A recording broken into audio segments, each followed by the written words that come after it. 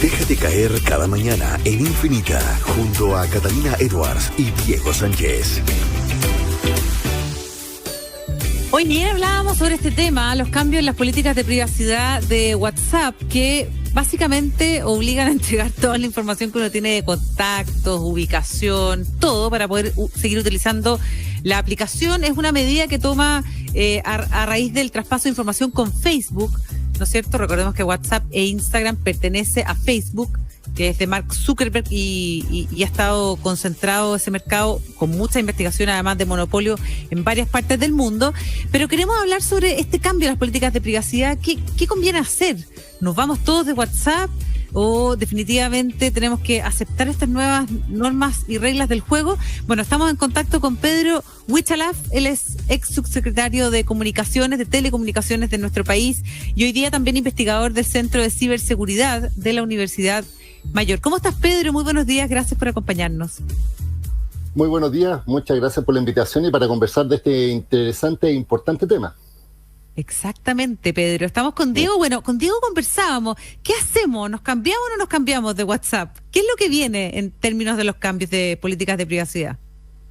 A ver, primero tenemos que explicar que la política de privacidad en general es un elemento muy importante y relevante, porque las empresas explican de qué forma utilizan los datos que una persona tiene, información que comparte, y al mismo tiempo explica no tan solo los datos de la comunicación, es decir, no tan solo la información que tú mandas en los chats, sino que todos los metadatos. Los metadatos son toda la información asociada a la conectividad.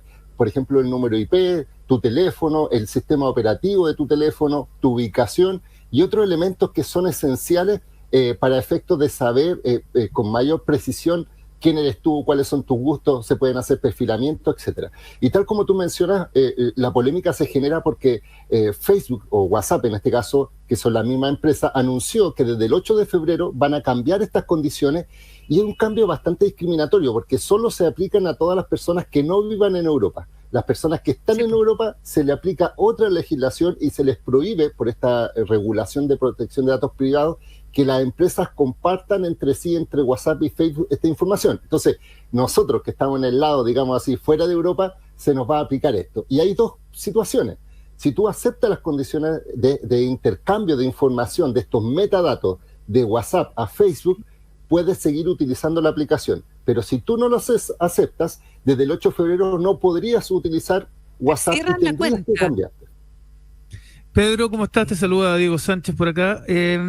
Claro, uno tiende a pensar, no midieron o tal vez no pensaron cuáles podrían ser las consecuencias que esto de lo que está generando, porque evidentemente esto va a generar que otras plataformas hoy día estén registrando millones de descargas por lo mismo, y como decía la Cata, lo que nos estamos preguntando muchos de aquí a la fecha que hay que, digamos, suscribirse o no, es si salir o no salir. Va a depender un poco para dónde se mueva. Si finalmente toda tu red de contacto la gente tiende a cambiarse, seguramente uno va a terminar haciéndolo también. Entonces, mi pregunta es, Pedro, el equipo, los que trabajan en Facebook, en este caso, y WhatsApp, ¿no midieron de alguna manera las consecuencias que podía traer esto?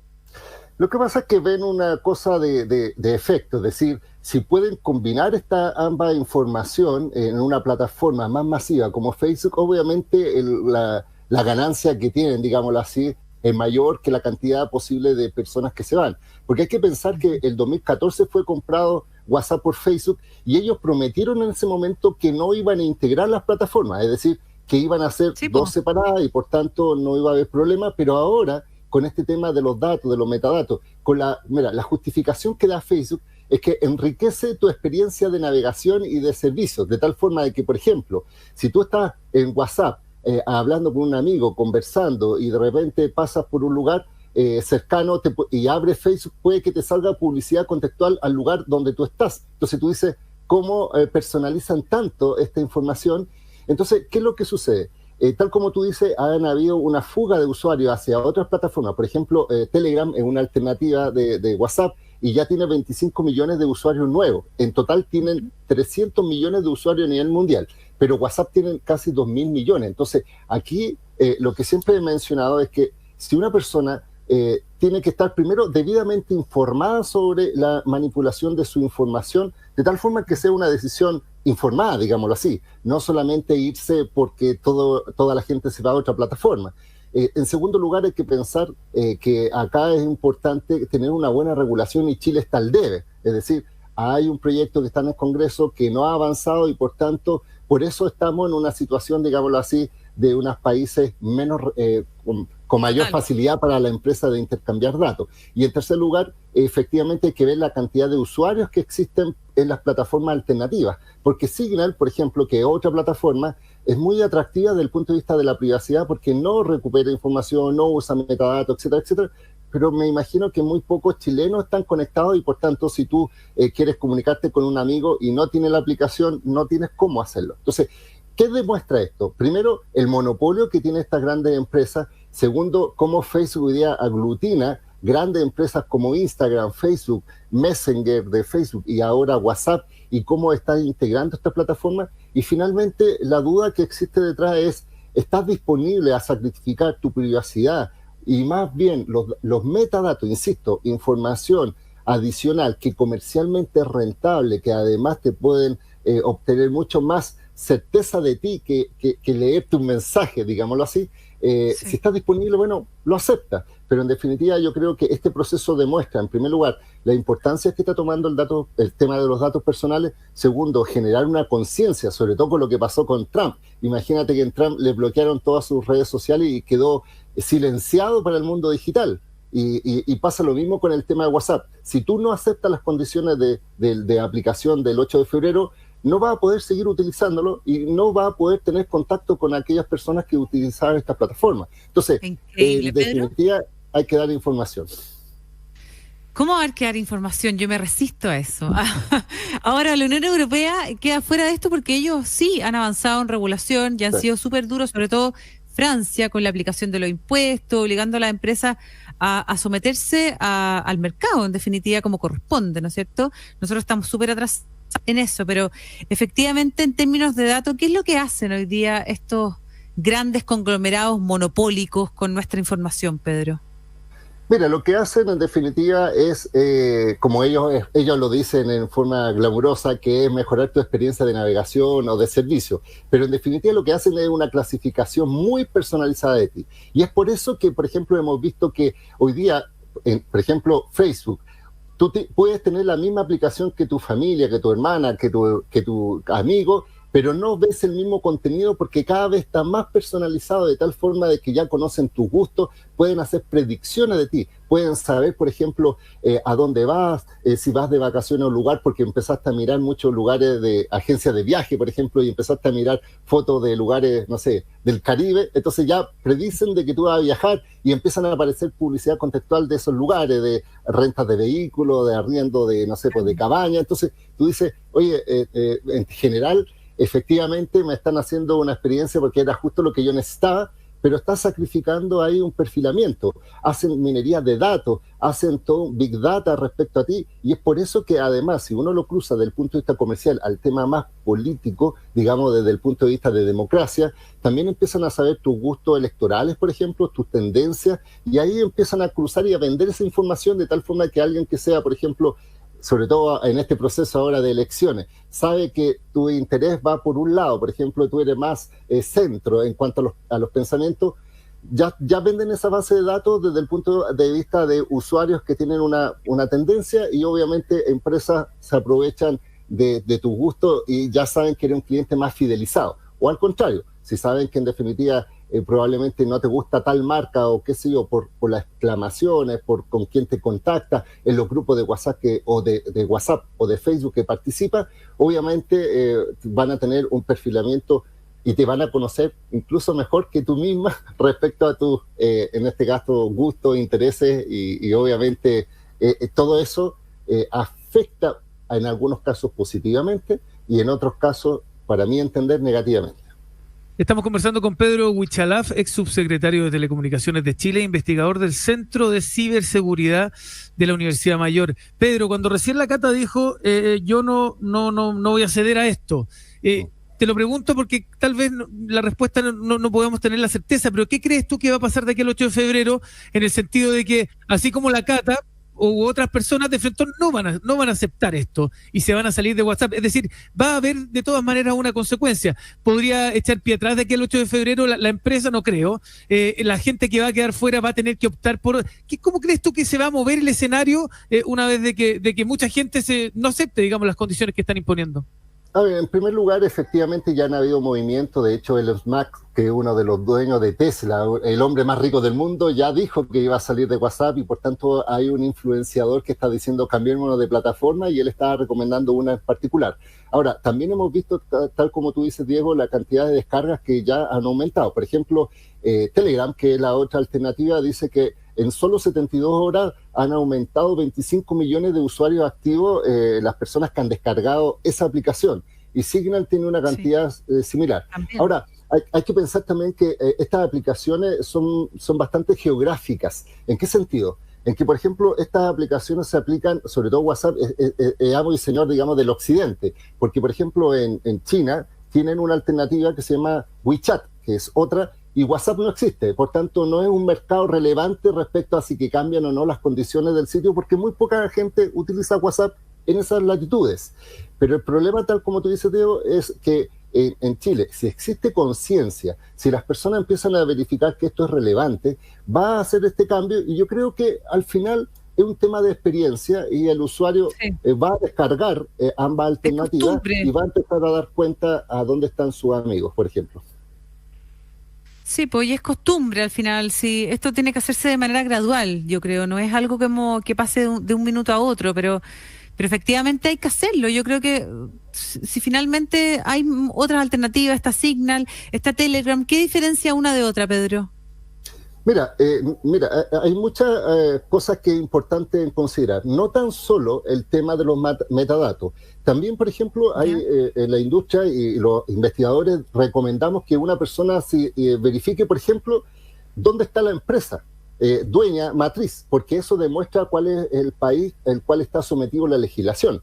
Por ejemplo, pasa que en este caso Facebook o en este caso WhatsApp, su filial principal está en Estados Unidos, por tanto se aplica toda la normativa respecto a esa regulación de datos y metadatos.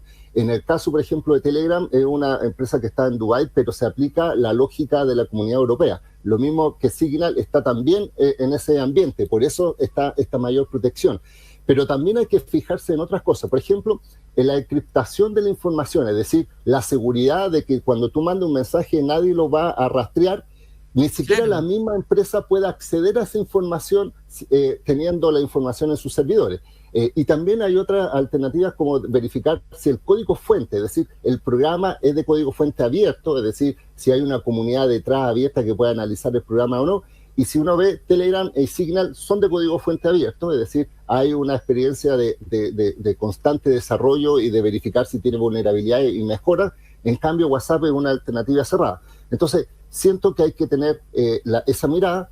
Yo creo que es importante que la gente tenga alternativas, porque efectivamente cuando hay caídas de servicios, por ejemplo, WhatsApp ha caído y ha dejado de funcionar algunos segundos y la gente como que despierta y se da cuenta que existe otra realidad, bueno, tiene que haber otra alternativa de tal forma que esto es importante. Pero ojo, y solamente para reafirmar, el tema de los metadatos es muy relevante. De hecho, en Chile se está discutiendo una ley de delito informático donde se le está dando la autorización a policía y a la fiscalía para que puedan investigar posibles delitos y puedan no tan solo solicitar el acceso a la información de intervención de comunicaciones digitales, tal como hoy día sí se permite la comunicación de voz, pero ahora van a empezar a permitir exigirle a las empresas metadatos, como lugares de georreferencia, cuáles son las listas de contactos, dónde te moviliza, desde qué celular te conecta. Entonces, eso hace mucho más preciso la investigación para algunos,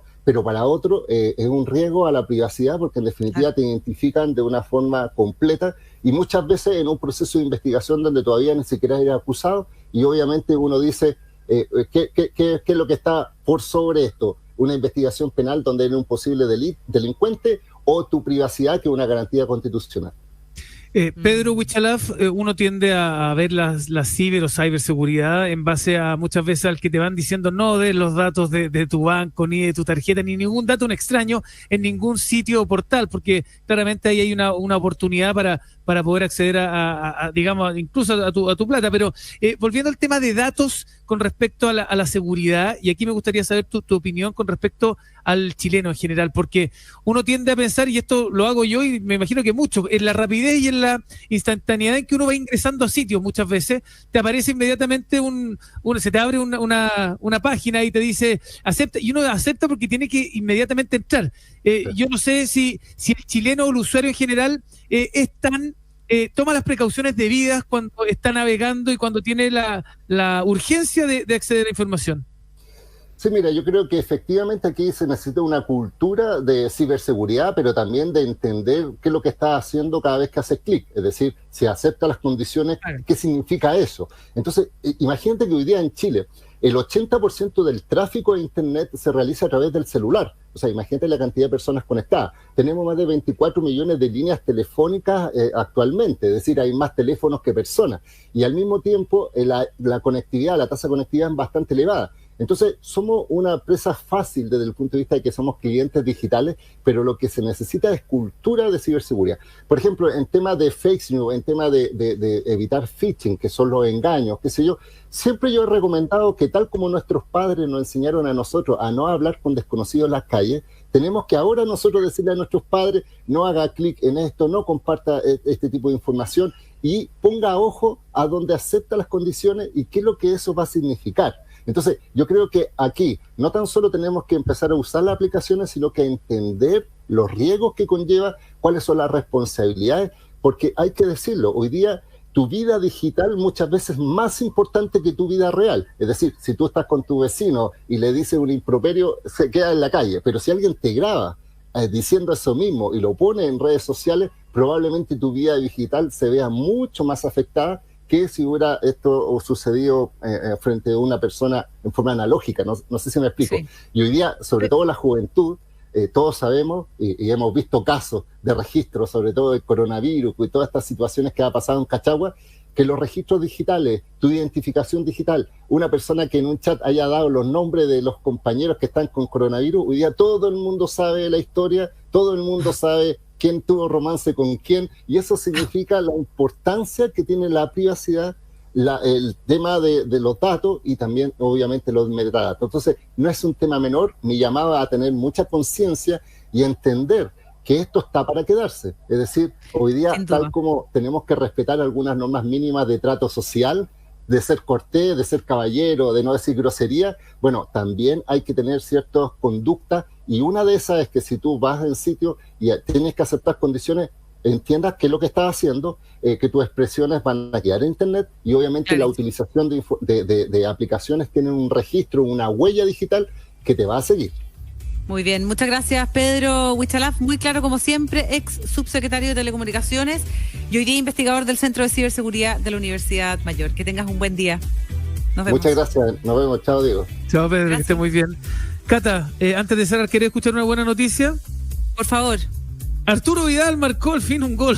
Hizo un gol. Sí, un gol de penal. El King marcó 1-0 ganando al Inter. ¿Te acuerdas que lo venían criticando, que no ha hecho goles? Que, bueno, hizo el gol, ahora gana 1-0 su equipo con un gol de penal del volante chileno. Está Alexis Sánchez también como titular en este partido que está en el descanso, Cata. Excelente noticia. Nos vamos con música, como siempre, acá en Déjate Caer, anticipando el Canción Infinita de hoy a las 9 de la noche, como siempre, junto a Matías de la Maza, que nos trae a Paul Anka. Esto es Lonely Boy, parte de los temas que vamos a revisar de la trayectoria de este gran compositor, actor, Paul Anka. Hoy día es el protagonista en Radio Infinita. A las 2 de la tarde vamos a tener, salimos jugando de invitado, al entrenador de Coquimbo Unido, que ayer consiguió un empate ante Defensa y Justicia en Paraguay, en Asunción. Tendremos a un especialista del Dakar para hablar del abandono de José Ignacio Cornejo, así que te dejo invitada a ti y a todos los que nos escuchan a las 2 de la tarde en el programa de deportes de Radio Infinita. Ha sido un placer, estimados, Cata, gracias, querido equipo. Cuando quieran, como siempre listo para acompañarnos. Nos vemos, un abrazo. Gracias, Diego, Máximo. Cuídate. Chao.